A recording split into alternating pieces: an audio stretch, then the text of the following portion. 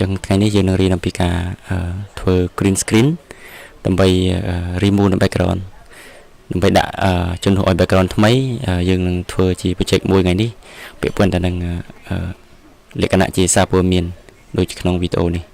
លើកខ្ញុំបង្ហាញដូចក្នុងវីដេអូនេះចឹង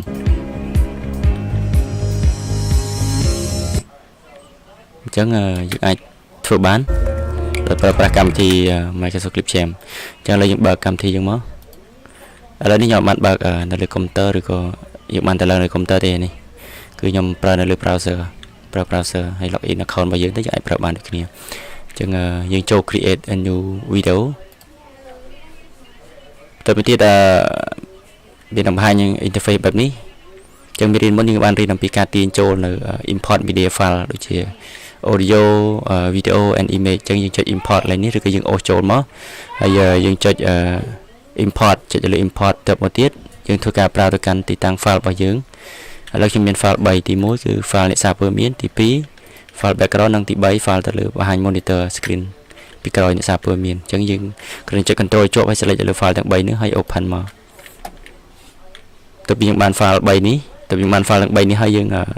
ត្រូវដឹងថាមួយណាដែលយើងត្រូវដាក់មុនឧទាហរណ៍ថាខ្ញុំដាក់នៅលើអ្នកសារព័ត៌មាននេះអញ្ចឹងយើងត្រូវបង្ហាញអ្នកសារព័ត៌មានពីមុខនៅលើផ្ទៃខាងក្រោយគឺ background នេះអញ្ចឹងបើសិនជាយើងដាក់បាទយើងដាក់ file មួយទៀតមក file ណាដែលយើងត្រូវបង្ហាញមុនយើងត្រូវដាក់លើហើយ background មកយើងត្រូវដាក់ក្រោម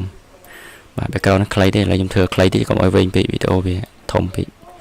អញ្ចឹងខ្ញុំកាត់ត្រឹមនេះរបៀបកាត់ខ្ញុំបានប្រាប់រួចហើយនៅវីដេអូមុនអញ្ចឹងយើងកាត់ split ក្នុងមេរៀនមុនបើអត់បានមើលទេអាចត្រឡប់មើលវីដេអូមុនសិន split ប៉ុន្តែវានៅតែបាំងមែនទេយើងមើលថាវាអត់ឃើញ background ខាងក្រោយទេនេះអត់ឃើញ background ផ្ទៃខាងក្រោយនេះទេនេះអត់ឃើញ background នេះដោយសារតែយើងដាក់វីដេអូនេះបាំងអញ្ចឹងដើម្បីបង្ហាញវាបានយើងគ្រាន់តែ select នៅលើ file នេះ file អ្នកសារព័ត៌មាននេះហើយយើងមើលខាងស្ដាំដៃរបស់យើងស្វែងរកពាក្យថា effect នេះចុចលើពាក្យ effect បន្ទាប់ពីចុចលើ effect ហើយយើងរកពាក្យថា green screen នេះមួយនេះគឺចុចលើវានឹង auto swipe វត្តក្នុងការ remove ផ្ទៃពណ៌បៃតងនេះអញ្ចឹងយើង play មើលបាទអញ្ចឹងវាជោគជ័យហើយយើងក្នុងការ remove អញ្ចឹងយើងឃើញថាអ្នកសារព័ត៌មានឈរចំកណ្ដាលស្អាតយើងអាចធ្វើការចុចអូសវាមកដាក់នៅគេនេះតិចហើយយើងអាចសេរីទំហំវាឲ្យតូចជាងនឹងតិចចុច shift ជាប់មកដើម្បីកុំឲ្យវាខូចរូបភាពរបស់យើងវាទំហំវីដេអូរបស់យើង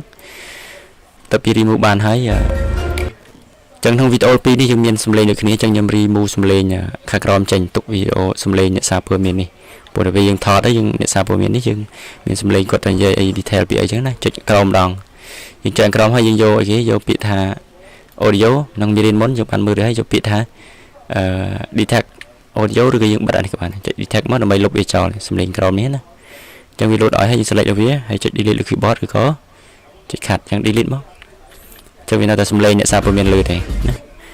តទៅទៀតយើងឃើញថាដល់ពេលដែលយើង play មកដល់ពាក្យកណ្ដាលនេះយើងឃើញមាន screen មួយធ្លាក់ចុះមកនេះ screen នេះអញ្ចឹងយើងចង់ដាក់ screen នេះយើងដាក់វីដេអូនេះអញ្ចឹងដើម្បីបង្ហាញវីដេអូនៅក្នុងនេះបានយើងទាញចូលសិនមកចុច delete អូខេអញ្ចឹងបើយើងដាក់ពីលើចិត្តវាបាំងអញ្ចឹងខ្ញុំបញ្ជាក់ម្ដងទៀតរាល់វីដេអូណាដែលយើងបង្ហាញទៅទាញមកក្រោយគេនៃ background យើងទៅដាក់ក្រោមគេអញ្ចឹងខ្ញុំកាត់នេះសិនវែងពេកឲ្យវាស្រាលតិចអូខេឥឡូវទៅមកទៀតយើងទាញឲ្យវីដេអូចុងក្រោយគេមិនដាក់មកក្រោមនេះដាក់ក្រោមនេះហើយយើង play មើលថាតើ screen ទូចដែលធ្លាក់មកធ្លាក់ត្រឹមណាគេនេះវាអត់បង្ហាញអានេះទេអត់បង្ហាញនេះទេដោយសារតែនេះមាន green screen ដែរអញ្ចឹងយើងធ្វើដូចមិនដែរយើង select ឲ្យវាហើយយកពាក្យថា effect ដដែលទៅមកស្វែងរកពាក្យថា green screen គឺ select វាមិនចឹងណាទៅមកចុចពុំមកវានឹង remove auto ដោយស្វ័យប្រវត្តិអញ្ចឹង play ម្ដងទៀតអូខេវាបង្ហាញវីដេអូក្រោមនេះវីដេអូក្រោមនេះអញ្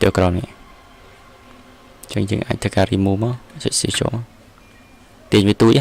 ចុច shift ចូលកុំឲ្យខូចទ្រង់ទ្រាយវីដេអូយើងចុច shift ហើយយើងចុច select all មកអូខេអញ្ចឹងអ្វីដែលយើងចង់បង្ហាញយើងធ្វើបែបហ្នឹងឯងដាក់លើទូដល់ពេលដែលយើង play ម្ដងទៀតអូខេ play ម្ដងទៀតឯងដល់ពេលវាធ្លាក់ចុះមកឃើញវីដេអូយើងក្រោយអញ្ចឹងយើងចង់បង្ហាញឲ្យវីដេអូលើនេះយើងដាក់លើនេះបានអញ្ចឹងអ្នកសារព័ត៌មានយើងសេរីទៅតាមការចង់បានរបស់យើងណា